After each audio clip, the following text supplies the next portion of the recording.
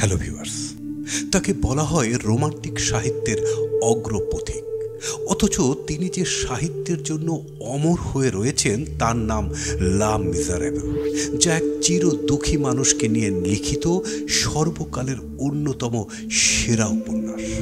তিনি হলেন 19 শতকের সবচেয়ে প্রভাব বিস্তারকারী রোমান্টিক ফরাসি লেখক ভিক্টর হুগো। তিনি ছিলেন একাধারে সাহিত্যিক, রাজনীতিবিদ ও মানবাধিকার কর্মী। কবিতা, উপন্যাস, নাটক, সাহিত্যের অনেক দিকেই ছিল তার বিচরণ। এগুলোর পাশাপাশি তিনি 4000-এরও বেশি চিত্রকর্ম এঁকেছিলেন। কেউ কেউ তাকে সাহিত্য সম্রাট বলেও অভিহিত করে থাকেন। চলুন আজকের এই ভিডিওতে ভিক্টর হুগোর আদ্যোপান্ত জেনে নেওয়া যাক।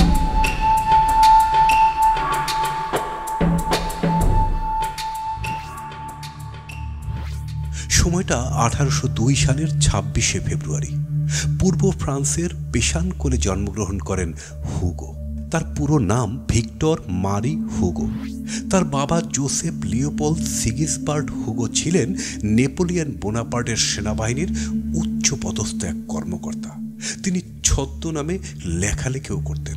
ভিক্টর হুগোর মা সোফি টেবুচেন নান্টেসের বিপ্লবী দাঙ্গায় অংশগ্রহণ করেছিলেন এবং চিত্রশিল্পে ছিলেন সিদ্ধহস্ত। সোফি এবং জোসেফের 3 সন্তানের মধ্যে ভিক্টর হুগো ছিলেন সর্বকনিষ্ঠ। শৈশবেই হুগোর বাবা মায়ের মধ্যে বিচ্ছেদ হয়ে গিয়েছিল।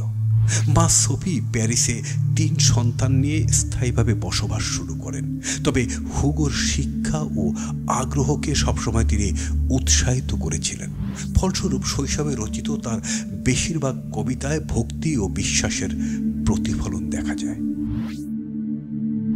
তরুণ ভিক্টর প্রেমে পড়েছিলেন শৈশবের বন্ধু অ্যাডেলে ফাউচারের।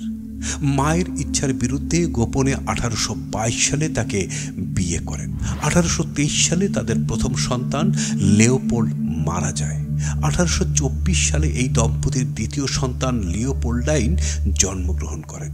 পরবর্তীতে 19 বছর বয়সে এই সন্তানটিও মারা যায়। মেয়ের আকস্মিক মৃত্যু কবিকে বিষাদগ্রস্ত করে তোলে। কন্যার জীবন ও মৃত্যু সম্পর্কে অনেক কবিতা লেখেন তিনি। হুগো সেই বিষাদ সারা জীবনেও কাটিয়ে উঠতে পারেননি। ওডেস অ্যাট পয়েসেস ডাইভার্সেস নামে তার প্রথম কবিতা সংকলন প্রকাশিত হয় 1822 সালে। এই গ্রন্থের জন্য তিনি রাজা অষ্টাদশ লুইয়ের পক্ষ থেকে পুরস্কারও পান। 1823 সালে প্রকাশিত হয় প্রথম উপন্যাস দ্য হ্যান্ড আইল্যান্ড। 1829 থেকে 1840 সালের মধ্যেই তার 5টি কাব্যগ্রন্থ প্রকাশিত হয়। লা ওরিয়েন্টালিস, লা ফিউজ ডি অটোমেন, লা চ্যান্স ডি ক্রেভসিকিউল, লা ভক্স ইন্টেরিয়র্স এবং লা রিয়ন্স অ্যাট লেস অমত্রেস। এদের মাঝে লা ওরিয়েন্টালিস ও লা ভক্স ইন্টেরিয়র্স তৎকালীন ইউরোপের ব্যবসা জগতে আলোড়ন তোলে। 1826 সালে প্রকাশিত হয় ওড টু ব্যালার্স কাব্যগ্রন্থ। 1829 সালে রচনা করেন উপন্যাস the last day of A condemned man. 1830 সালে লেখেন সারা জাগানো উপন্যাস হান্সব্যাক অফ নটরডেম। এরপর লেখেন বিশ্ব সাহিত্যের অন্যতম ক্লাসিক উপন্যাস লা মিজারেবল। অন্যান্য উপন্যাসের মধ্যে রয়েছে টয়লার্স অব দ্য সি ও দ্য ম্যান হু লাভস। এছাড়া রাইব্লাস, হারমোনি, ক্রোমওয়েল ও নেপোলিয়ন লা পেতিত সহ আরও অনেক কাব্যগ্রন্থ আছে। সাহিত্য সমালোচনা নিয়ে লিখেছেন philosophy of literature. The hunchback of Notre Dame 1831 সালে প্রকাশিত হবার পর দ্রুত ইউরোপে প্রভাব বিস্তারকারী অন্যান্য ভাষায় বইটি অনুদিত হয়। এই উপন্যাস মানুষকে এতটাই প্রভাবিত করেছিল যে হাজার হাজার পর্যটক ফ্রান্স শহর ঘুরতে আসে শুধু এই বই পড়ে। তার প্রজন্মের অনেক তরুণ লেখকের মতো হুগো 19 শতকের প্রথম দিকে রোমান্টিসিজম সাহিত্যের অগ্রপথিক ফ্রাঙ্কো রেন্দা চাটুব্রায়ের দ্বারা প্রভাবিত হন। হুগোর লেখালেখির প্রথম জীবনের ব্রত ছিল চ্যাটুব্রায়েন্ডের মতো লেখালেখির দক্ষতা অর্জন করা। হুগো ক্রোমওয়েল 1827 এবং হারনানি 1830 নাটক দুটি রচনার মধ্য দিয়ে রোমান্টিক সাহিত্য আন্দোলনের মুখ্য চরিত্র হয়ে উঠেছিলেন। মারাওয়ান ডেলন 1831, দ্য কিং অ্যামাসেস হিমেল 1832 এবং রু ব্লাস 1838, এইসব নাটকগুলি রচনার মাধ্যমে হুগো জনপ্রিয়তা অর্জন করেন। 1866 সালে প্রকাশিত হয় তার উপন্যাস লেস ট্রাভাইলার্স দ্য লামের, অর্থাৎ সাগরের ট্রলার।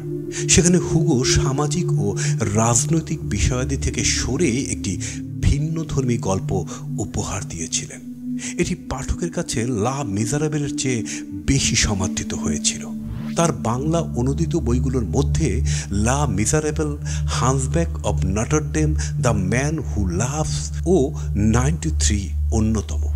সঙ্গীতের বিভিন্ন শাখায় তার ছিল অপূর্ব দক্ষতা। সঙ্গীত নিয়ে তার বেশ কিছু গুরুত্বপূর্ণ লেখাও রয়েছে। চিত্রকর ও চিত্র সমালোচক হিসেবেও তিনি ছিলেন সমান পারদর্শী। সাহিত্যের পাশাপাশি তিনি রাজনীতিতেও জড়িত ছিলেন। 1845 সালে তার বিখ্যাত গ্রন্থ লা মিজারেবল লেখার সময় ফ্রান্সের রাজা তাকে উচ্চ কক্ষের সদস্য পদ দেন। আইনসভার সর্বোচ্চ দলের সঙ্গে তাকে সম্পৃক্ত করা হয়। তিনি সেখানে সবার জন্য বিনা খরচে লেখাপড়া, সার্বজনীন ভোটাধিকার এবং মৃত্যুদণ্ড বিলুপ্তির ব্যাপারে কাজ করেন। 1848 সালে যখন রাজ্যে উন্নতির জোয়ার শুরু হয়েছিল, তিনি লা মিজারেবল লেখা বন্ধ করে রাজনীতিতে মনোনিবেশ করেন। পরে 1851 সালে ঘটনাক্রমে পরিস্থিতি বদলে যায়। হুগোর রাজনৈতিক চেতনার বিরোধীরা তাকে ব্রিটিশ চ্যানেলের একটি দ্বীপে নির্বাসিত করে। সেখান থেকে 1860 সালে তিনি আবার লা মিজারেবল লেখার কাজে হাত দেন। পরের বছরই উপন্যাসটি শেষ করেন। ফরাসি ভাষায় লা মিজারেবল এর শব্দগত অর্থ দিন দুঃখীরা। এই উপন্যাসের লেখক 19 শতকের ফ্রান্সের সাম্রাজ্যতন্ত্র ও প্রজাতন্ত্রের অধীনে সমাজের নিচু শ্রেণীর মানুষদের এক সকরুণ জীবনচিত্র এঁকেছেন, যারা দুঃখ এবং দৈন্যের অভিশাপে বিকৃত। এ যেন কোনো উপন্যাস নয়, জীবনের জয় পরাজয়, উত্থান পতন এবং আশা আকাঙ্ক্ষা সম্বলিত এক মহাকাব্য। 1870 সালে সম্রাটের পতন হলে হুগো ফ্রান্সে ফেরত আসেন, যেখানে তাকে গণতন্ত্রের মানসপুত্র হিসাবে বিপুলভাবে সম্মানিত করা হয়। ধর্মীয় দৃষ্টিভঙ্গিতে সময় সময়ে পরিবর্তন আসে হুগোর। শৈশবে তিনি ছিলেন ক্যাথলিক। বিভিন্ন লেখায় তিনি চার্চের প্রতি যথেষ্ট শ্রদ্ধাও জ্ঞাপন করেন। সেখান থেকে ধীরে ধীরে ক্যাথলিক বিরোধী এবং এক পর্যায়ে ধর্মীয় মতবাদ বিরোধী হয়ে ওঠেন তিনি। জানা যায় নির্বাসনকালে তিনি প্রেত চর্চা তথা আত্মার আরাধনাও করেছিলেন। সারা জীবন ধর্মবিশ্বাস নিয়ে তিনি ছিলেন দ্বিধাবিভক্ত। 1872 সালে এক ব্যক্তি তাকে জিজ্ঞেস করেছিলেন তিনি ক্যাথলিক ধর্মে বিশ্বাসী কিনা। উত্তরে তিনি বলেছিলেন, না, আমি মুক্ত চিন্তার অধিকারী। 1870 সালে যখন হুগো প্যারিসে ফিরে আসেন, তখন দেশ তাকে জাতীয়ভাবে অভিবাদন জানায়। তিনি আত্মবিশ্বাসী ছিলেন যে তাকে একনায়কতন্ত্র দেওয়া হবে, যেমনটি তিনি সেই সময় তার কিছু নোটে লিখে গিয়েছিলেন। 1879 সালের 3রা আগস্ট তিনি জনসাধারণের সামনে তার শেষ বক্তব্যে একটি আশাবাদী ভবিষ্যৎবাণী করেছিলেন। বিংশ শতাব্দীতে যুদ্ধের সমাপ্তি ঘটবে, ভাস্কর্য বিনষ্ট হবে, ঘৃণা অস্তিত্ব হারাবে, সীমান্তের সীমানা হারিয়ে যাবে, দেবতারা মারা যাবে, মানুষ বাঁচবে। 1878 সালের 18 জুন হুগো একটি মাইল্ড স্ট্রোক করেন। এই স্ট্রোক তার জন্য কাল হয়ে দাঁড়ায়। সেই সময় তিনি নিউমোনিয়ায় আক্রান্ত ছিলেন। হাসপাতালে নিয়ে যাওয়া হলে রিপোর্ট পর্যবেক্ষণ করে ডাক্তার জানান তার বেঁচে থাকার সম্ভাবনা একদমই কম। 19 শতকে নিউমোনিয়ায় আক্রান্ত হলে ফলাফল হিসাবে মৃত্যুকেই মেনে নিত। তখনকার চিকিৎসা বিজ্ঞান এখনকার মতো এত উন্নত ছিল না। 1885 সালের 22 মে ভিক্টর হুগোর মৃত্যুর পর ফ্রান্সের রাস্তায় তার কফিন বয়ে নেবার সময় লাখ লাখ মানুষের ঢল নামে। সেদিন ফ্রান্সের জনগণ যতভাবে সম্মান জানানো সম্ভব জানিয়ে তার শেষ কৃত্যানুষ্ঠান সম্পন্ন করেছিলেন। তার মৃত্যুতে জাতীয় শোক পালন করা হয়। মৃত্যুর 2 দিন আগে তিনি একটি নোট লিখেছিলেন, যেটির শেষ কয়টি শব্দ ছিল to love is to act. এই ভালোবাসা দিয়েই তিনি তার সাহিত্যকর্ম সৃষ্টি করে গিয়েছেন আর জয় করেছেন হাজারো মানুষের মন। ভিউয়ার্স, ভিডিওটি সম্পর্কে কোনো মতামত থাকলে কমেন্টস করে জানিয়ে দেবেন, আর ভিডিওটি ভালো লাগলে শেয়ার করে দেবেন। ধন্যবাদ।